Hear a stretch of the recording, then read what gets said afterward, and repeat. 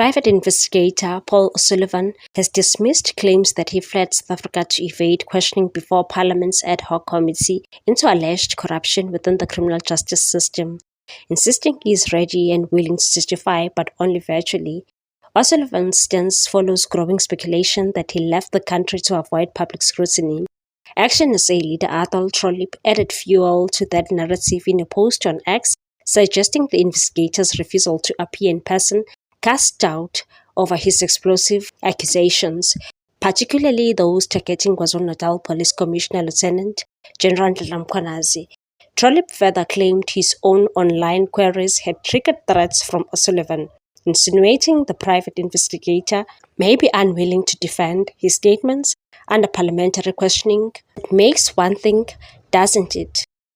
In a written response to Parliament, O'Sullivan dismissed suggestions that he is ducking accountability. He confirmed that he is abroad until at least the end of February due to urgent family business, but insisted he will testify via video link if Parliament agrees on a date.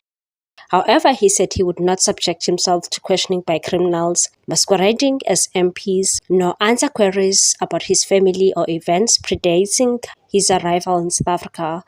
Sullivan said his evidence will draw on his submission to the Matlanga Commission and what he claims is a criminal case opened against Cedric Nkabinde, Chief of Staff to Water and Sanitation Minister of the SAPS Minister Senzo Mchunu. Sullivan has formally applied to testify remotely, citing what he calls credible threats against his life and a criminal enterprise within the police that seeks to kill him. Central to those concerns are allegations that Mkhwanazi incited violence against him during previous committee hearings.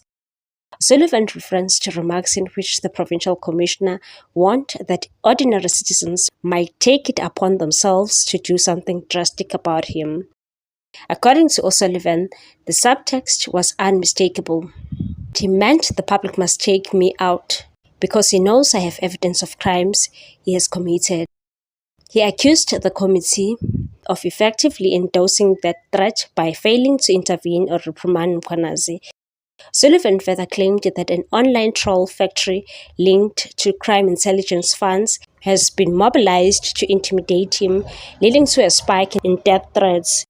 He said that following the murder of whistleblower Marius van der Merwe, known as Witness D, he relocated his 7 children overseas and will not return until he can guarantee their safety. Sullivan said Parliament's own procedures allow virtual testimony in exceptional circumstances and rejected the notion that witnesses must appear physically. He accused members of Parliament of knowingly exposing witnesses to danger and argued that pressure for him to attend in person is a ploy to put him in the right place at the right time to be murdered. Despite his blistering criticism of the committee, including EFF leader Julius Malema and Umkhonto we Party members, O'Sullivan reiterated that he is prepared to testify and said it's virtual appearance or not at all, adding that he would not allow a convicted criminal like Malema to lecture him about the rule of law. The ad hoc committee was established in 2025 to investigate corruption allegations made by General Ndlela Mkhwanazi against senior police and justice officials.